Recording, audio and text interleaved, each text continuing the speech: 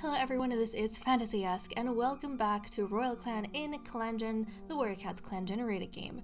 When we left off in the previous episode, we had some new royal apprentices, the king's 3 children, yes, all 3, because Bearpaw managed to survive his kitten cough.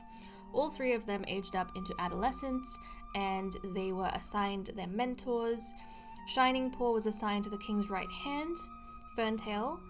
His daughter Flarepaw was assigned to Scorchmoss, and the youngest of his children, Bearpaw, was taken in by the king himself as his apprentice. And it's interesting because Bearpaw is the exact kind of apprentice that Icicle Speck was when Icicle Speck was younger. I think they were both confident. So this is very fascinating because the king, at the time when he was training Icicle Paw, made it very clear to us that he wanted to train another apprentice and that he wanted another apprentice that was exactly like Icicle Paw, so he kind of got his wish. But okay, let us go ahead, dive into the leader's den and see how King Canary Star is going to handle the next gathering.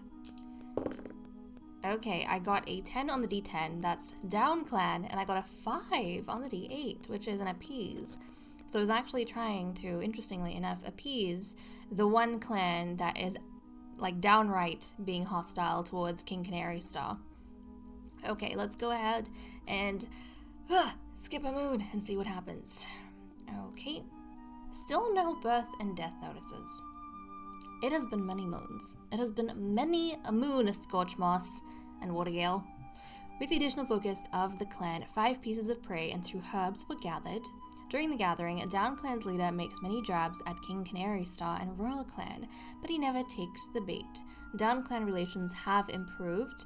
Watergale has a running nose. 1 cat got sick during the additional work of hoarding herbs and prey. Who got sick? I don't know, but it's not a sickness that's severe enough to keep these guys away from patrols, which is good. Let's check up on the medicine cat den. Crowpelt gathered thyme, plantain, horsetail, and oak leaves this moon. That was a lot. With the additional focus of the clan, the following herbs were gathered, 1 burdock and 1 tansy. Okay, let's take a look at relationships. Ferntail explains what a joke means to Watergale. This is the king's right hand. Icicle Speck lets Ferntail know that a clanmate was talking badly about him. Crowpelt, our royal physician, and King Canary Star learn a lot about each other when they're stuck in a den during a storm. Bearpaw doesn't say sorry when bumping into the royal physician Crowpelt. Scorchmoss and Ferntail learn a lot about each other when they're stuck in a den during a storm. I kind of like the idea that maybe Scorchmoss and Ferntail over here, when they were stuck in the den, were exchanging knowledge about maybe their different techniques towards their apprentices and maybe planning, future training and lessons, all those kind of things. I like that idea. Scorchmoss thinks that Icicle Speck smells nice today. Okay. Crowpelt guides Icicle Speck to someone he is looking for. Icicle Speck gets a bunch of caps up for morning stretches. They don't like it. Flailstorm and Buttercup Finn, the king's consort and our matchmaker, agree about something trivial. Flailstorm likes to sit near Shining Paw during conversations. Flailstorm just noticed how beautiful Scorchmoss's eyes are. Guys, do you think that Flailstorm, after not liking any cat for like 13 moons, is finally starting to notice Scorchmoss? It's a bit late, don't you think? Scorchmoss used to have a crush on Flailstorm many moons ago, but then she got paired up with Watergale, and since then her attention has been, after a little bit of hesitation, on Watergale, and she hasn't really looked back at Flailstorm in that way. But now suddenly, Flailstorm is like noticing how beautiful her eyes are. So that's interesting. King Canary Star realizes how hard it is to hold a conversation with his royal physician Crowpelt. King Canary Star and Flarepaw repair some nests together, so some father-daughter time, which is very nice. King Canary Star and his consort Buttercup Finn were heard discussing kits, probably discussing their kits. How their kids are doing as apprentices, the mentors they have, the future that might have within the clan. This also is an exciting episode because we are finally going to be able to start seeing how the rankings are going, how the kittens are performing with their various mentors, and also I think we're going to check up to see who has like the most experienced mentor, who has the least experienced mentor. I feel like that would give them either an advantage or a disadvantage. And then how they're doing, between them and their siblings. That'll be fun. Watergale nods politely as King Canary Star passes by. Watergale tells Ferntail romantic stories of old. Okay, Watergale is spending time with Ferntail again. I feel like he hasn't in a little bit because he's been giving more attention to his mate Scorchmoss. Smokewater can't stand hearing about how helpful Buttercupfin is. Flailstorm yawns while Smokewater is trying to tell him something. Oh! I mean, to be fair, I don't know if this surprised me too much because Flailstorm, we know, has always been, I think, giving more emphasis to Watergale, or he's always had a little bit more feelings for Watergale, and I feel like he kind of keeps Smokewater in the loop, just to keep him in the loop, and Smokewater, we know, has always been faithful to Flailstorm, but it feels as though, now that Watergale is giving Flailstorm attention again, Flailstorm is, I don't know, being a little bit rude to Smokewater, which is not nice, but I wonder if Smokewater was trying to finally break the ice between them and, move forward, maybe confess his feelings, or even if it's not a full-on confession, maybe he was just trying to let him know that he wants to spend more time with him, or something, but Flailstorm was not paying attention to that. Smokewater knows exactly what to say to make Scorchmoss blush. Wait, back up. So after the very cold reception from... Oh, hold on, guys. I made a mistake. I don't know why. I was thinking about... Sorry, my bad. Ferntail. I thought Ferntail was yawning while Smokewater was trying to tell him something. No. I read that wrong. That was Flailstorm. Two very different cats. Never mind. Forget anything I mentioned about that interaction because that was the incorrect cat. Regardless, I'm wondering now, maybe a different way to interpret this, is Smokewater was trying, maybe he noticed something about Scorchmoss. Like he noticed something that he could appreciate. So he was trying to tell Flailstorm that, but Flailstorm wasn't paying attention and he was yawning because he's too busy thinking about Scorchmoss's eyes. And then Smokewater decides, you know what, why am I telling you about Scorchmoss? I should just go tell Scorchmoss about Scorchmoss. So then he went to give her a compliment and she was blushing because of that. I wonder if a lot of these male cats, or for, Flailstorm, he's finally looked at someone, but I wonder for Smokewater if he's realized that Ferntail, not Flailstorm, Ferntail, is just keeping him hooked on, but not actually giving him anything, and he started to shift his attention to someone else. Maybe he was starting to appreciate, Scorchmoss, a different cat. Something to think about. Buttercupfin appreciates Smokewater telling her that she had a feather stuck to her face.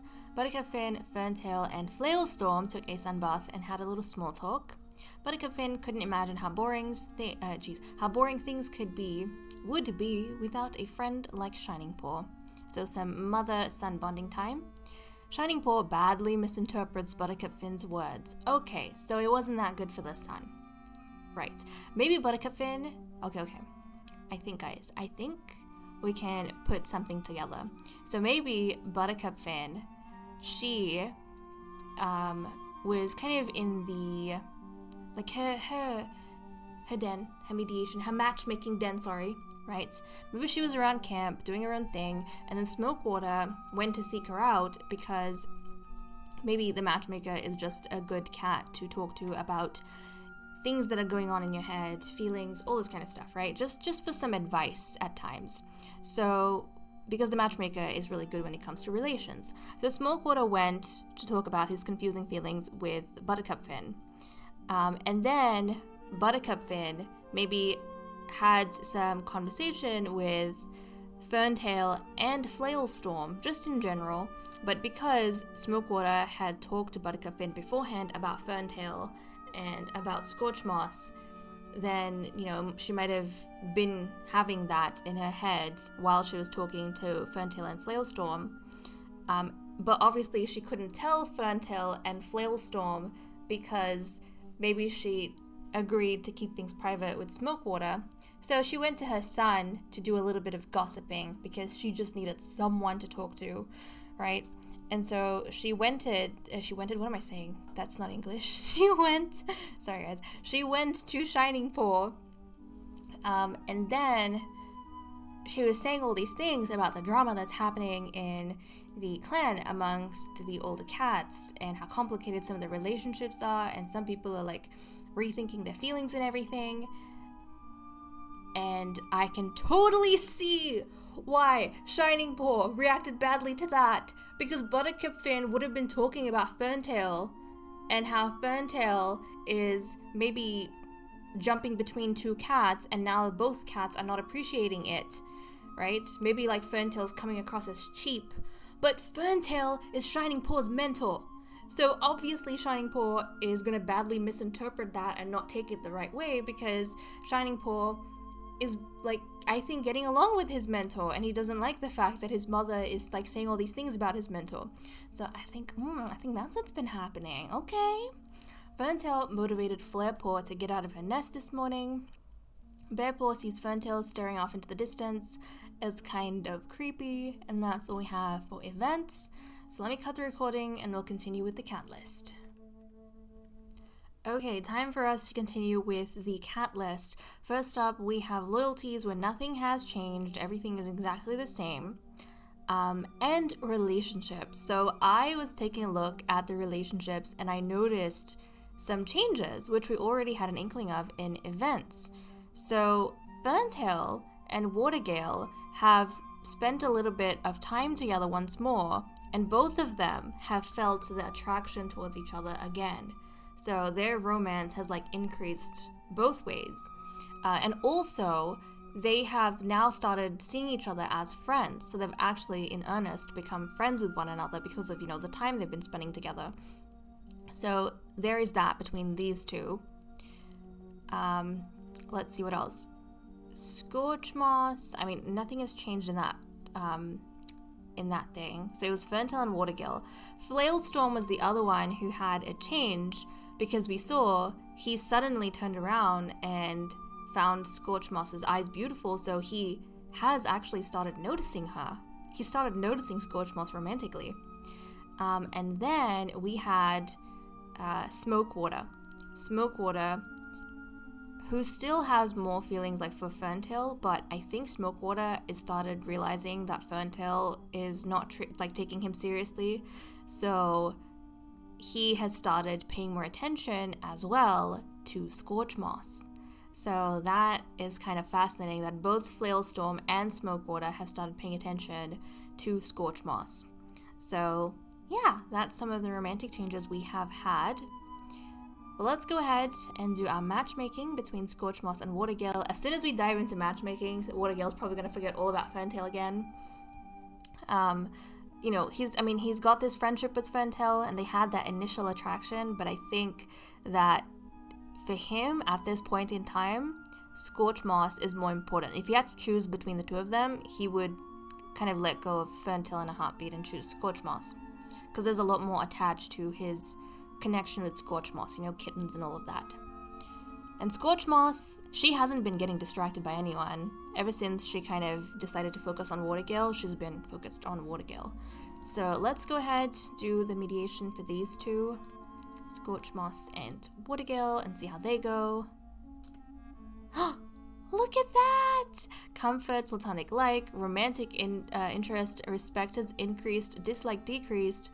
Guys, Scorchmoss was the first one to become friends with Watergale or consider Watergale a friend, but Watergale was the first one to fall in love with her.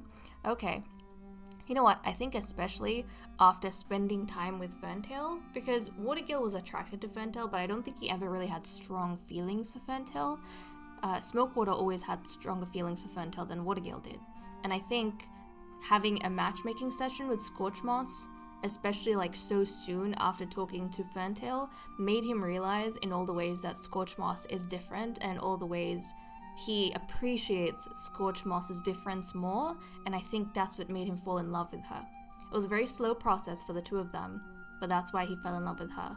Scorchmoss has yet to feel the same, like yet to give in to, the emotions of this relationship. I think she still sees him as a friend and considers him a good match to have kittens with, but for Watergill, who has been treating it the same way up until this point, now I think it's become more than just about having kittens with her. He is well and truly in love with Scorchmoss, and he doesn't want to separate from Scorchmoss. Whether or not kittens have anything to do with it, he's given his heart to Scorchmoss. Which is so cute. Okay, so that's what we have going on here.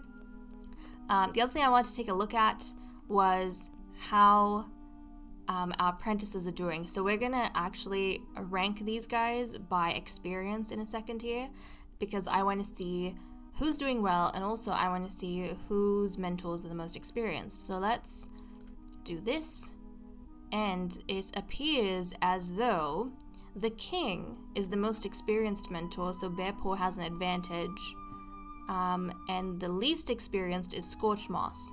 So Flarepaw has a disadvantage, and we actually see that in the rankings, because Bearpaw, guys, apparently is at the top, is the best of his batch currently, which is really, really cool considering he had kitten cough, like, oh my goodness.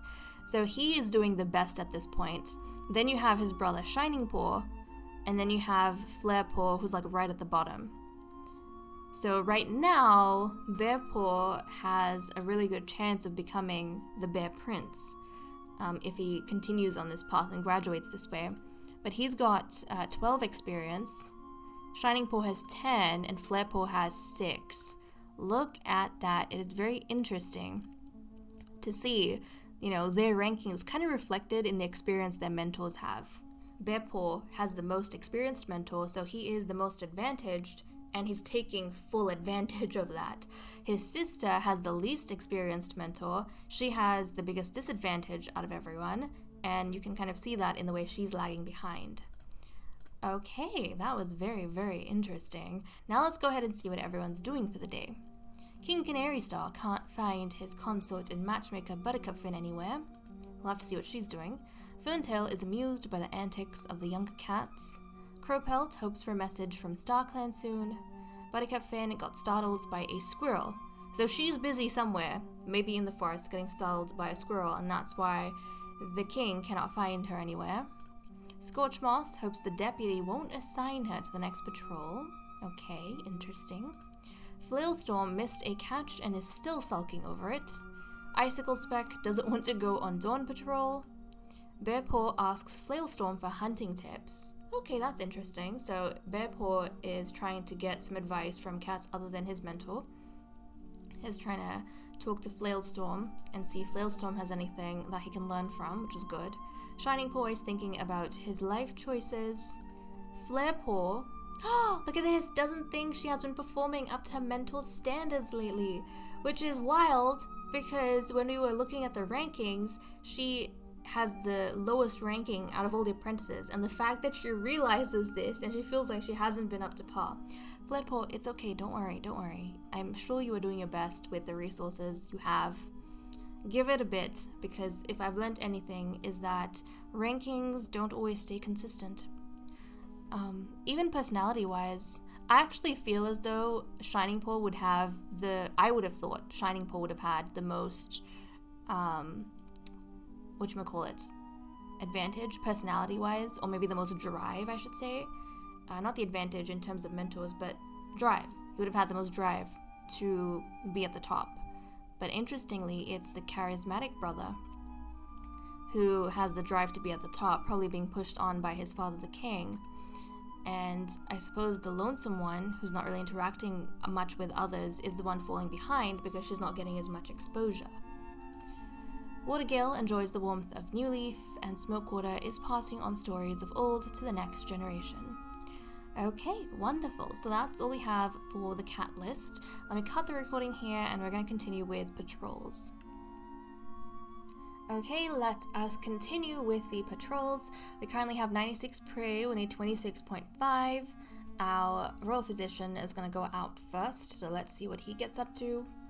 Crowpelt heads out into the territory to stock up on cobwebs, something the clan never seems to have enough of. Proceed. Crowpelt finds plenty of cobwebs, gently collecting them on the ends of sticks. No cat will have the chance to bleed out, not now, with so many cobwebs to staunch their wounds. Cobwebs were gathered, and now let's see how the mentors are going to approach today's patrols. Last time, they all stayed very close in one big group with apprentices and themselves. Let's have a look. Oh! So, Scorch Moss has decided that because Flarepaw is falling behind, she doesn't want Flarepaw to be on her own, she wants Flarepaw under her wing for this next patrol. But the other two mentors have decided that they want their apprentices to do maybe a very small patrol, or like stay right outside of camp. They've assigned those two to their own patrol, right, so they can have some experience being independent, but they want these two to not go too far from camp and stay like really close to the grotto. Okay, and then we have Ferntail and Icicle Speck on this patrol of 6 as well, so let's send these guys out. The patrol comes across a small dog right on the border of Royal Clan territory. Proceed. The dogs get a lucky hit in on Flarepaw. The dog gets a lucky hit in on Flarepaw, though together all the cats are still able to drive it off successfully. Flarepaw got a torn pelt. I don't know if that's enough damage to kind of keep her down. Oh, thank goodness. It's not serious enough that she won't be able to participate, I think, next time. And then we have Shining Paw and Bear Paw. We have a fierce and a charismatic apprentice who have been assigned to patrol together and given strict instructions not to wander too far from camp, from the grotto. But we'll see whether or not they listen. While on patrol, Shining Paw notices some suspicious paw prints in the mud beneath the canopy. Proceed. Boldly, Bearpaw follows the paw prints to a trespassing rogue and confronts them. Fur puffed up and scowling, he demands the rogue leave Royal Clan territory. The rogue is not impressed by the adolescent, but with the full patrol backing him up, the rogue leaves Royal Clan territory. Look at these two! Oh my goodness, I'm so proud of these brothers. They actually tracked down, or Shining Paw found the rogue's paw prints. And then Bearpaw is the one who confronted him, and because Shining Paw was backing Bearpaw up, the rogue actually got intimidated enough to leave. I love the support system these two have. The fact that they were able to rely on one another, build on things each other were doing, it is so good. That makes me so happy. Oh my goodness. Bearpaw, I'm so happy Bearpaw survived. I'm so happy. Would have missed out on this had he died. I'm so proud of you too. Okay guys, well, with that said and done, I'm gonna leave off here. Thank you so much for watching. I hope you all enjoyed, and I will see you all next time. Bye bye.